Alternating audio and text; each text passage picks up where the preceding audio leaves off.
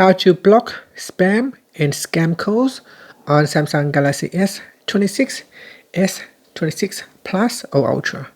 First, tap on the home button to return back to the home screen. Then open up the phone application. Next, we go up and tap on the More button. Then tap on Settings. In Call Settings, we go down and tap on Caller ID and Spam Protection. Tap on the left hand side panel.